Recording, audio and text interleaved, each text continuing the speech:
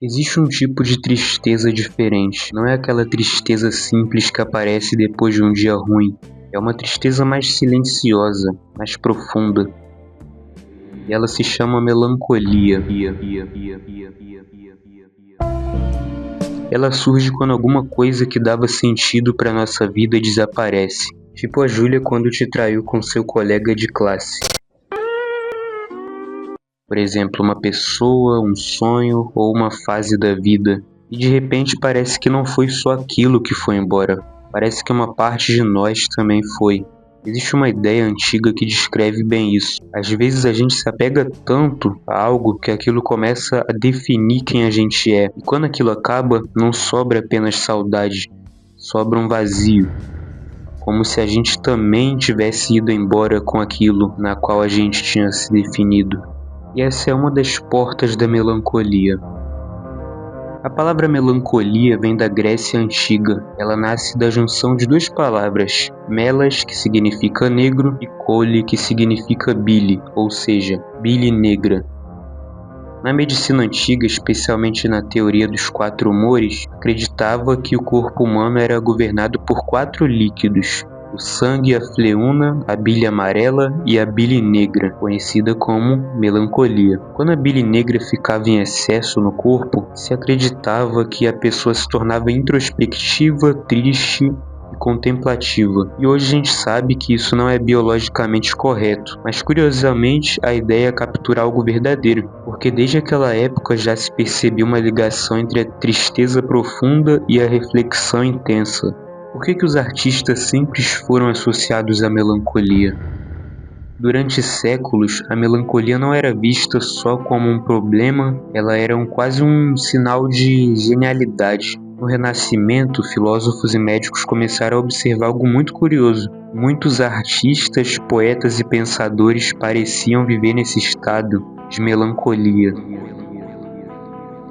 Um dos primeiros filósofos gregos a comentar isso foi o Aristóteles. Ele escreveu uma coisa muito intrigante que falava: porque todos os homens extraordinários na filosofia, na política ou na arte são melancólicos.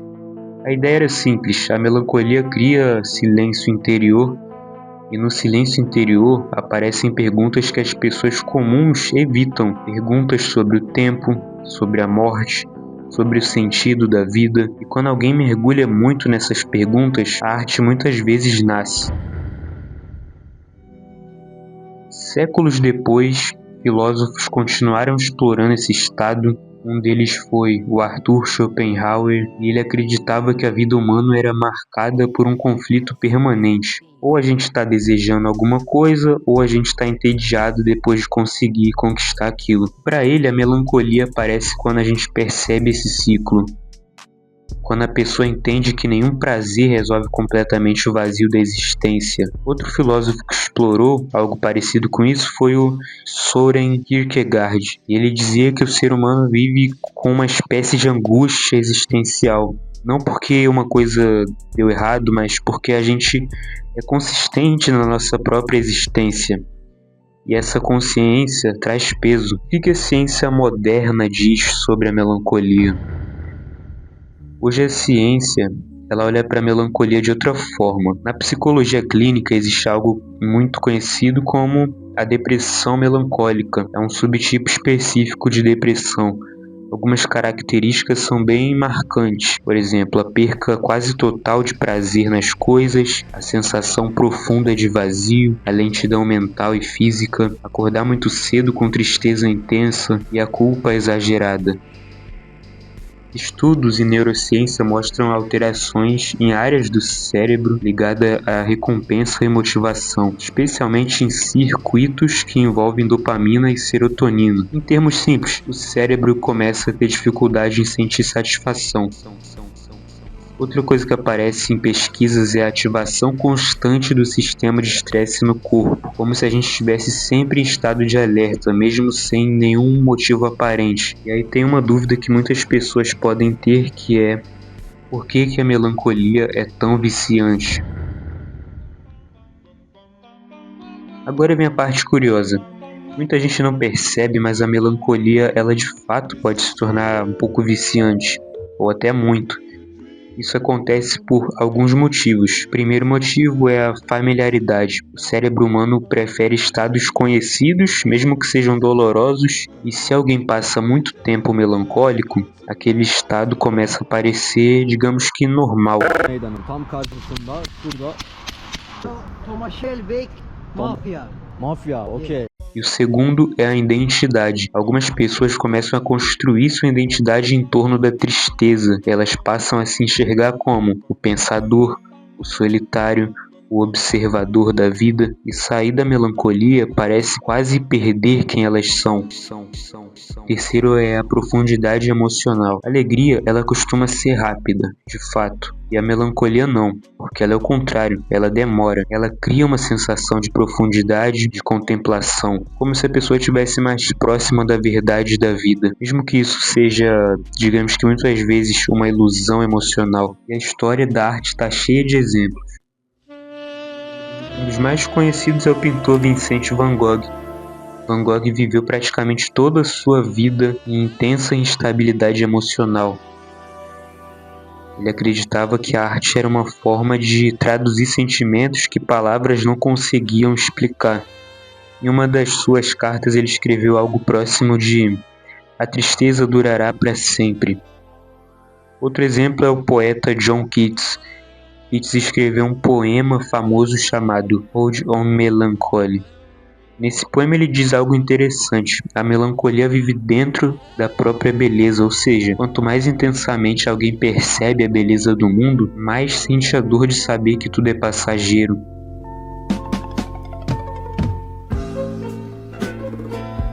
Os benefícios da melancolia. Apesar de tudo isso, a melancolia não é só destrutiva, ela também pode trazer algumas coisas valiosas. Então eu vou te falar aqui alguns benefícios da melancolia. Primeiro, a introspecção. Ela força a pessoa a olhar para dentro. O segundo é a sensibilidade. Muitas obras de arte nasceram desse estado. Terceiro, questionamento. A melancolia ela faz perguntas que a vida acelerada normalmente esconde. Perguntas sobre propósito, sobre o tempo e sobre o que realmente importa. Porém, nem só de benefício vive a melancolia.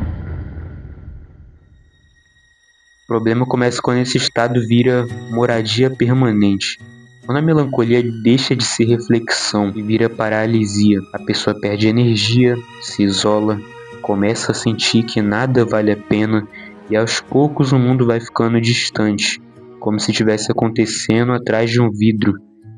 E é nesse ponto que a melancolia deixa de ser contemplação e vira um sofrimento real. Como sair da melancolia? Sair da melancolia não acontece de uma vez, é um processo. Assim como tudo na vida é um processo. Mas para isso o primeiro passo é o movimento. Mesmo que a mente não queira, o corpo precisa voltar a se mover. Então caminhar, sair, mudar o seu ambiente e até começar a treinar, o cérebro humano responde muito ao ambiente físico. O segundo passo é reconstruir o significado. Muitas vezes a melancolia começa quando algo que dava sentido para nossa vida desaparece. E a saída é construir novos significados, novos projetos, novas experiências, enfim. O terceiro passo é o contato humano. A mente melancólica tende ao isolamento, mas o isolamento prolonga esse ciclo. Então, conversar, compartilhar e ser ouvido, tudo isso ajuda a quebrar o loop mental. O quarto passo é a ajuda profissional quando necessário. Em muitos casos, a terapia ou acompanhamento psicológico fazem uma diferença enorme, porque a melancolia profunda muitas vezes não é só filosófica, ela também é biológica. Como ter empatia com quem vive com a melancolia? Uma coisa muito importante: quem nunca passou por melancolia profunda costuma subestimar esse estado. Isso não é só uma tristeza, é uma sensação real de peso. Por isso a empatia com as pessoas que sentem isso é muito essencial. Então ouve elas sem julgamento. Não tenta resolver tudo imediatamente. Às vezes a coisa mais poderosa que alguém pode oferecer é simplesmente a presença. Quais são os livros que exploram a melancolia? Se alguém quiser entender melhor sobre esse tema, alguns livros exploram bastante essa experiência humana com profundidade. The Anatomy of Melancholy fala muito sobre isso, principalmente sobre isso, e é uma das obras mais famosas já escritas sobre esse tema. The Sickness Unto Death também é um livro muito legal, fala sobre esse desespero e sobre a identidade. E por último, The Role as Will and Representation passa uma visão mais filosófica e mais profunda sobre o sofrimento e o desejo.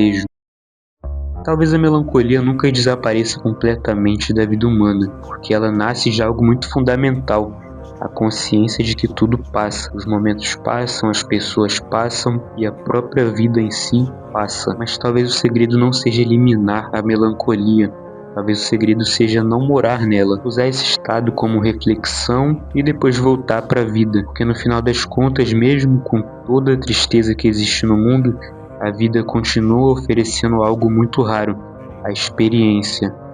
Enquanto a experiência continua, sempre existe a possibilidade de encontrar significado outra vez. Enfim, pessoal, muito obrigado por terem assistido esse vídeo até aqui. Peço para vocês que deixem o like, se inscrevam aqui no canal e assistam os vídeos anteriores, que são muito importantes, muito legais. Enfim, é isso aí e até o próximo vídeo.